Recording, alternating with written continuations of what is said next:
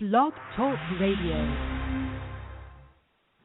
Welcome to the Ageless Sisters, your global source for beauty and anti-aging, with your host, Cynthia Rowland, creator of Facial Magic and Luscious Lips.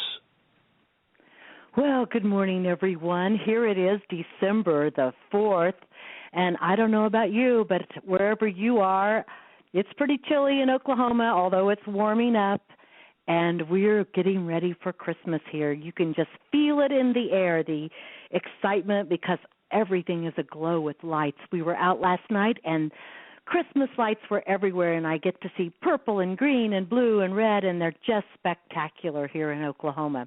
And, of course, if I were in L.A., I'd be saying the same thing, because in L.A. they spare no expense in decorating for the holidays there. I wanted to just give a quick shout-out to one of our previous guests, Sue Ann Gleason, who likes to have chocolate for breakfast. You remember her, I'm sure.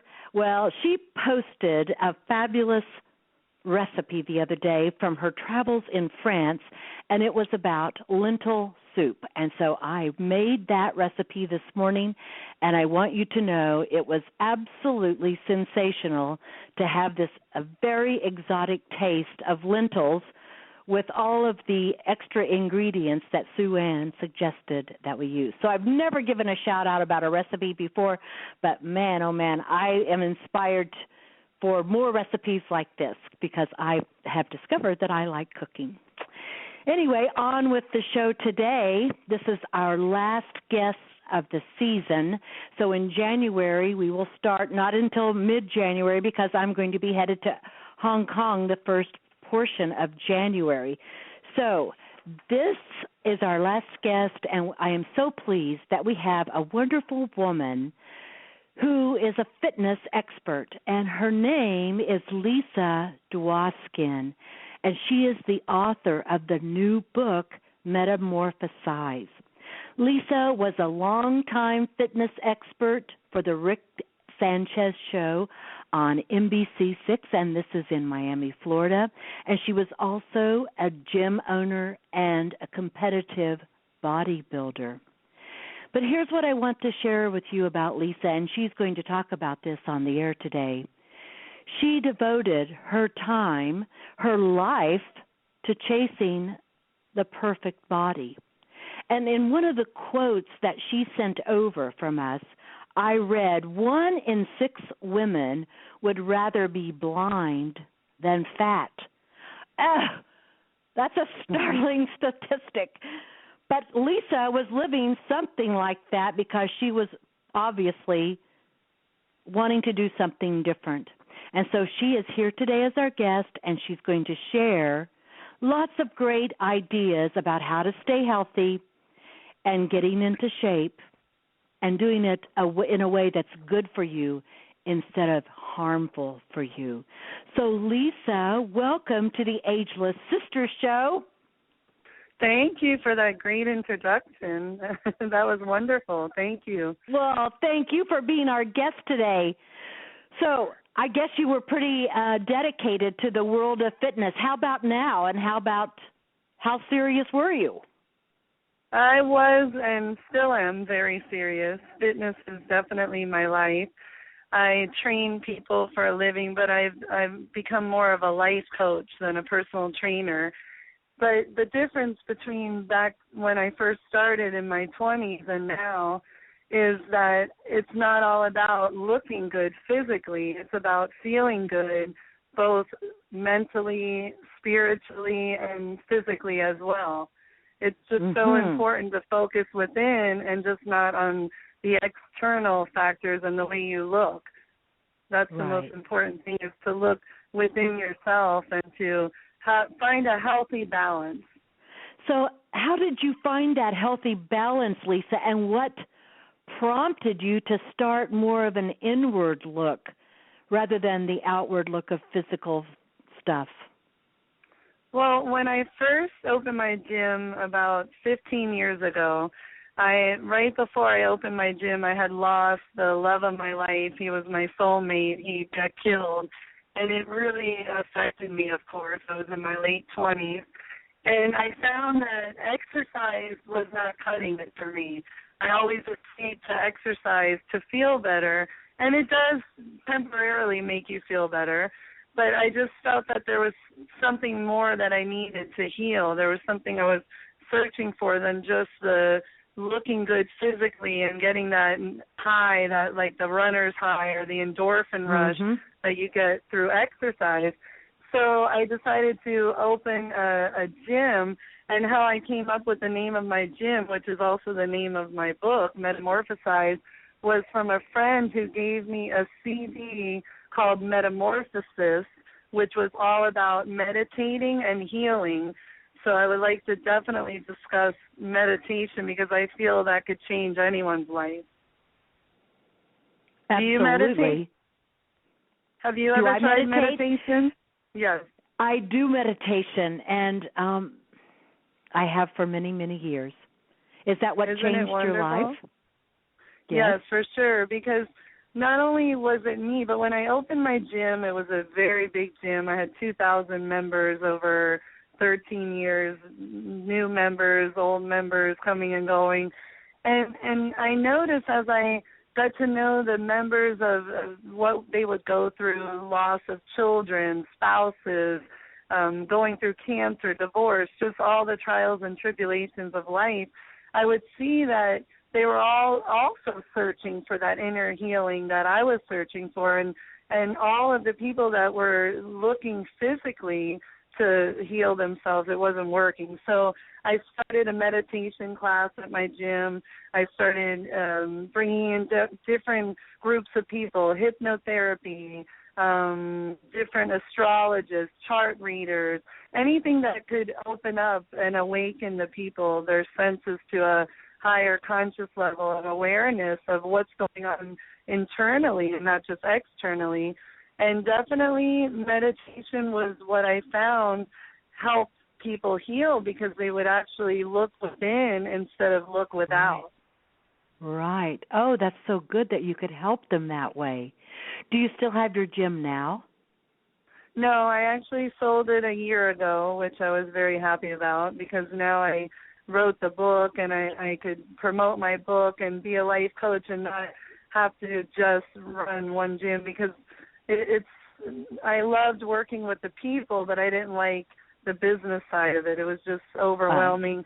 Plus, I have 2 children, so I'm now just spreading positiveness and teaching people how to heal and to meditate. And one thing I just want to say that's so important to our listeners, for those of you who have not ever tried meditation, it's very simple. You just Google on your computer, on your iPhone, whatever phone you have, guided meditation, and about 2,000 different guided meditations will pop up. And you just pick the one that you like the best that has a pretty picture, or it's Oprah Winfrey or Deepak Chopra, whatever intrigues you, try it. And all I suggest is about 10 minutes a day, every other day or every day, until you can get used to it. And it'll take some time, especially for people who are always in the fast-paced lifestyle like me, how I used to be. It'll take some time, but after 1 to 3 months, you're going to feel this internal peace that will shut off the clutter and the chatter in your mind and help you look within to find your peace. That is such a great suggestion. Is that also, if somebody goes to buy your book, Lisa, will you be guiding them through this type of meditation as well? I talk a lot about meditation throughout my book, and I go over different seminars that I teach in local areas and different health clubs and businesses. So my book is a memoir about my personal journey through spiritual awakening and finding inner peace and self-love. But I also give a lot of homework and different guides of how the people can reach that happiness and peace within as well, yes. Oh, that's so wonderful. I did not get a copy of your book before we went to air, so I'm kind of like in the dark about it. But I think that you might have your next book coming if you do something about guided meditation. I don't know. I just had a feeling about that. Oh, that's a very good idea. And I'm actually writing a second book about spiritual love and how we need to love from unconditionally and not from the ego. But the guided meditation sounds good, and definitely excuse me, maybe what? you could incorporate that in there. I don't know. That's just what I got kind of psychically. Oh, so thank you. Let me ask you a question I love here. that. Yes. Well, good. So I want you to know that I give compliments to your publicist because he was so good in getting everything to us that we could possibly need to make a fabulous show. And there was something that he wrote that I thought maybe that, did you get some type of health complication from over-exercising? Well, I'm not sure if it was, there was. I was thinking of my heart because I had a hole in my heart that I needed repaired, but that was about 4 years prior to the second surgery I had. The one you're referring to, yes, it did have to do with exercise, but also had to do with genetics as well and having babies. But my doctor had told me 3 years prior to having the surgery that I needed to be careful and not lift such heavy amounts of weight because I was competing in fitness and figure competitions. And he told me, Lisa, you have to be very careful because you have a tilted uterus, and from having babies it made it weaker, and now that you're lifting so heavy, your organs are lowering. So it was my bladder, my uterus, everything was starting to collapse. And he said if you start lifting lighter weight or stay away from the weights, it won't happen as rapidly, which of course I didn't listen to. So in 1 year from when he told me that, he said it would be about 3 years, I had to immediately have surgery because my organs did collapse and actually started almost coming out of my body. So I did overdo it a bit too much. It sounds like you overdid it a bit. Well, let's go on to happier things then.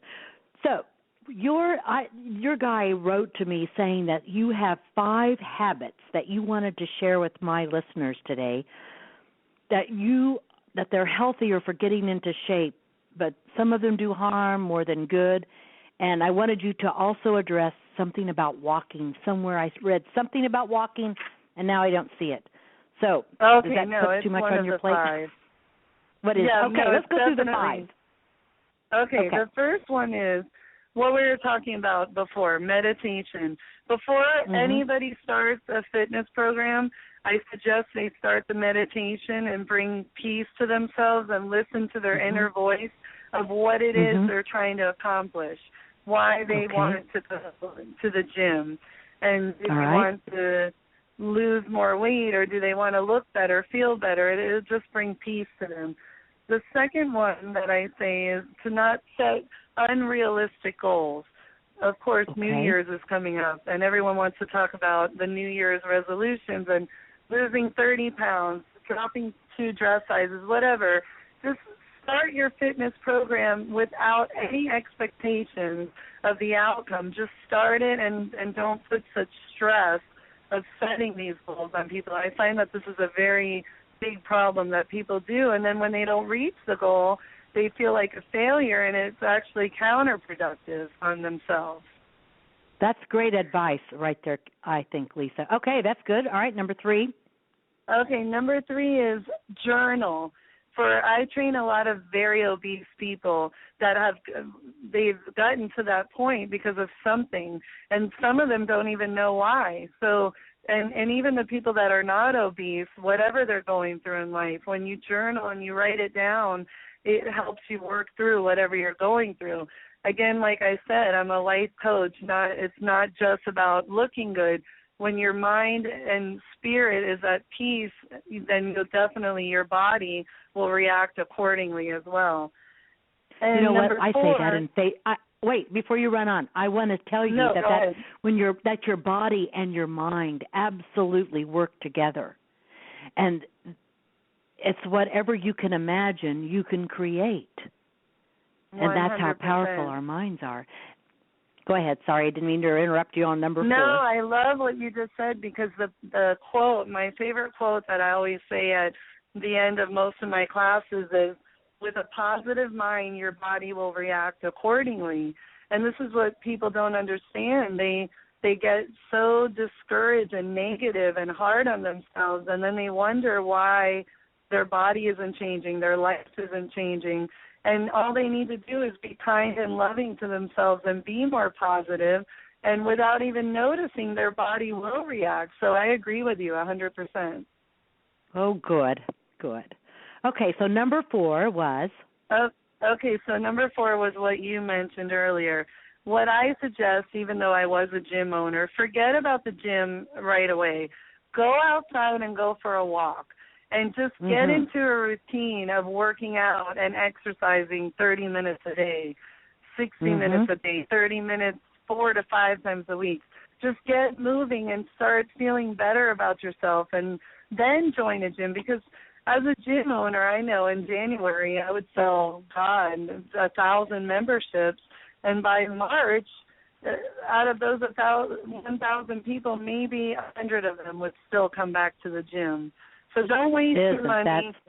Don't waste your money, and don't make a commitment that you can't follow through with. Just start with walking, and that's a great start. That I agree. You know, even if you just walk 15 minutes out, 15 minutes back, you've wrapped up that 30 minutes very quickly. And if you can do that 3 times, 5 times a week. When I'm in Los Angeles, I walk at least twice a day, 5 times or 7 times a week.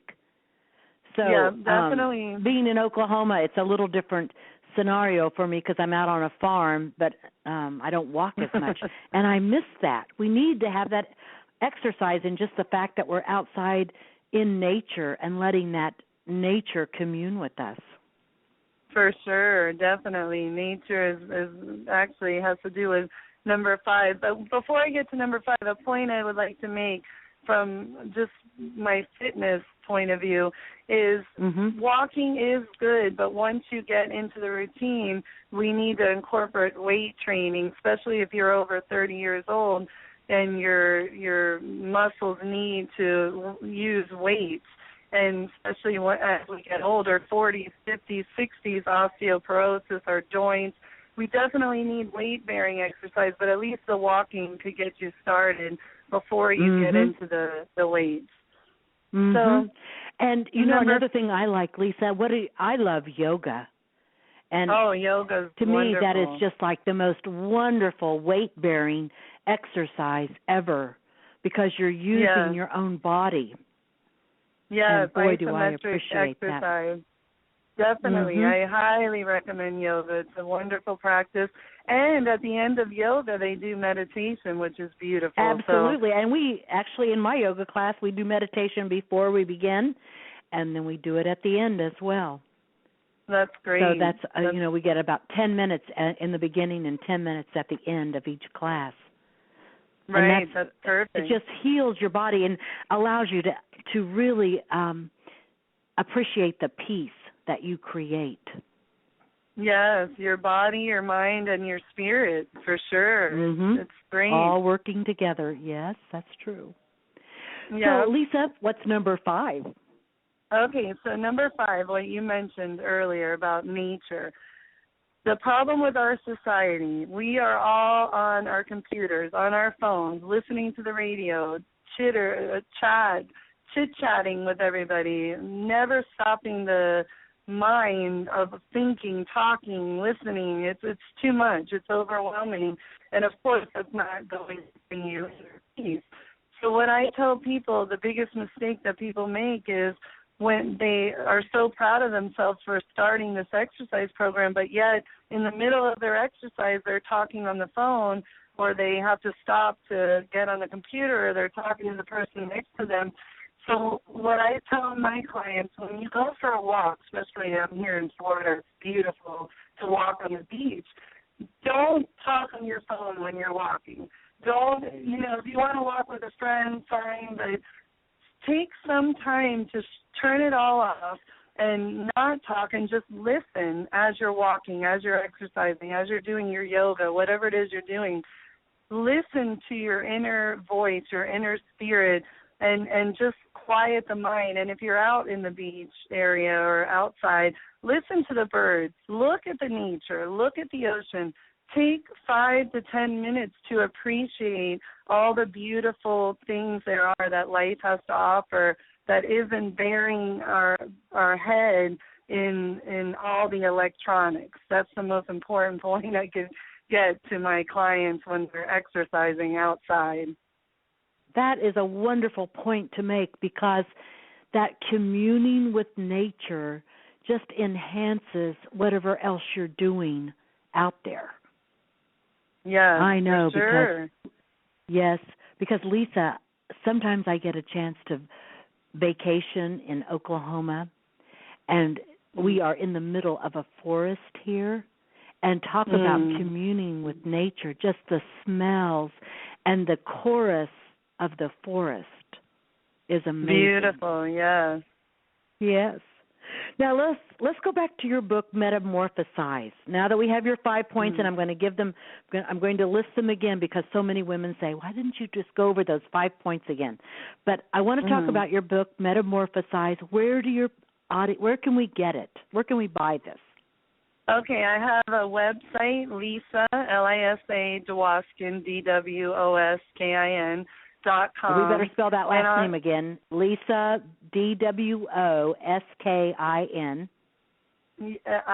Yes, .com. Okay. And on there, I have all my links to my publishing company. It's also on Amazon, Barnes & Nobles. You can buy my book online. Just type in Metamorphosize. Also, I have a fan page which not only has the book, but it has fitness and nutritional tips, and that is on really? Yes, that's on Facebook, and that is Body by Lisa, or BBL. Body by Lisa, okay. Or it's abbreviated BBLFitness.com on Facebook. Facebook. Fitness, okay. L Fitness. And I'm not even sure I'm following you on that. Okay. Oh, okay. No, you got to check it out. I'm also on Instagram, Twitter, all the other 20 social media sites, but it's all under my name, Lisa Dwoskin. Okay, and just for everybody who's listening, again, Lisa has an unusual last name. It's not like Brown or Smith. It's DWOSKIN as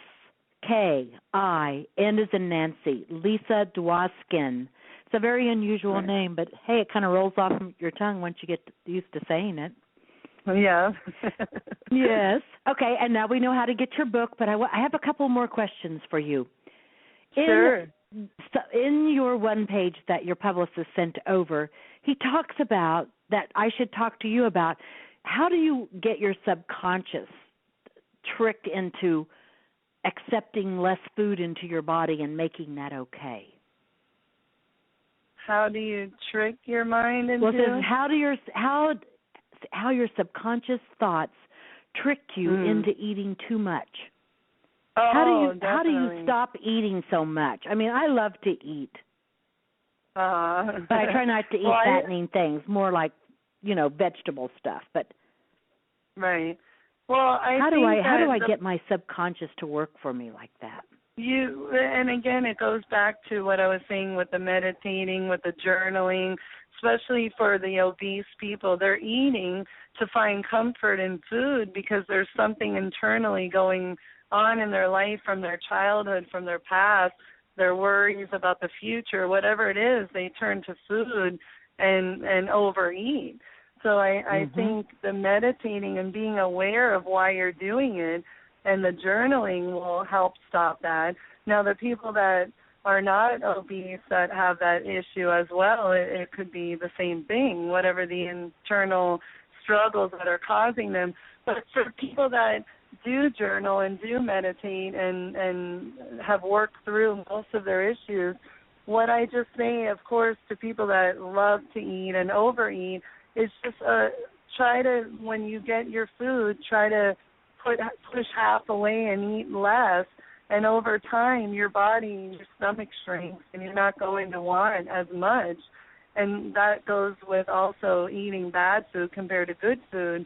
Once you start eating healthier, organic foods, greens, vegetables, juicing, and then more protein, your body craves that more. So consciously, you won't want all that bad food anymore. Right, like the white sugars and the white flours. You know, once you get on that carbohydrate treadmill, it's pretty tough to get off. And very tough. Yes, very tough. And if people could just understand how damaging the sugar is to their body long term, they probably would never put it in their mouths because it's truly a poison in the body. For sure, it is. And that's why I have to just stress again the meditating, because the meditating, it brings such internal peace to you that it starts rubbing off on every other area in your life. So if you're abusing alcohol or prescription drugs or recreational drugs or food, you start to change and tweak the way that you think, the way that you live. You look at the environment in a different way, and you look at everything in such a different way that you don't want to do all those things. So you start slowly changing subconsciously without even consciously being aware of what's happening. And that starts with the meditation, doesn't it, Lisa?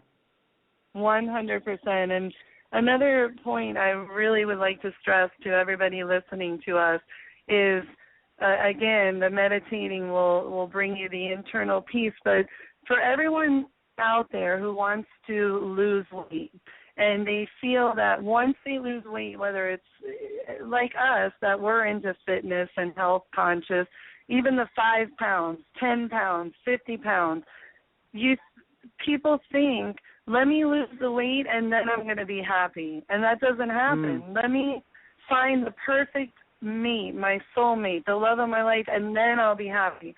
Let me find the perfect job and then I'll be happy. And all of those things are external factors that never will bring you the internal happiness that meditation, self-love, positive reinforcement in life, giving to others, and just really taking care of yourself internally and loving yourself and being kind to yourself, that will bring you happiness, not all the other external factors. That is so good. Lisa, you have the best heart. And I'm so happy that you share that with our audience. And, oh, my goodness, the people that are your clients, they must just love you to pieces. Thank you so much. They do. They see it comes from what you just said. Thank you very much. It comes from my heart, my soul. Yep. I love to help people, educate people, heal people, and that is why people need to read my book, because it's my heart, soul, mind, body, everything poured out onto paper, and everyone who has read it says it just really opened their eyes to so many things and helped them heal, and then they share their story. And if we could all share our story and be a voice to help others, the world would just keep becoming more beautiful.